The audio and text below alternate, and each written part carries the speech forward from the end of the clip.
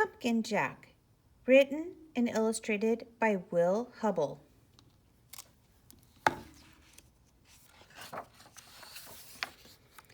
When Tim carved his first pumpkin, it was fierce and funny and just perfect.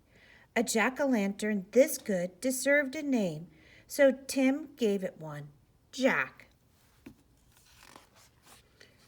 Long after the best trick-or-treat candy was eaten, Tim still kept Jack. At night, when a candle made Jack's face dance on the wall and filled the dark with warm pumpkin smells, Tim felt Jack was almost magic. Yet too soon the spell was broken. "This pumpkin is beginning to rot," announced Mom. "It's time to throw it out." Tim knew it was useless to argue. He carried Jack to the garden, which was filled with the brown ghosts of last summer's plants. A dead garden is better than a trash can, thought Tim. Still, it made him sad to leave Jack outside and alone. Whenever chores or play brought Tim to the garden, he looked at Jack. Every time Jack was different. He became wrinkled. His fierce smile began to look silly. Mold spread over Jack's bright orange skin. As the days turned colder, Jack grew flatter. Winter began. Soon Jack was hidden beneath snow, and Tim forgot about him. The cold, heavy jacket days came, snowmen and sliding days, indoor days, Thanksgiving, Christmas, and Valentine's. When all these days had passed and the March winds melted the snow, Tim found Jack. There wasn't much left, just a faded and crumpled pumpkin skin, a stem, and a few seeds. Jack's Halloween magic was a distant memory now. Tim scraped a thin blanket of earth over the last bits of his pumpkin. "Goodbye, Jack," he whispered. When spring turned barefoot warm, a tiny sprout appeared where Jack had been. Tim found it and guessed what it was. In the days that followed, Tim weeded and watered and watched the sprout.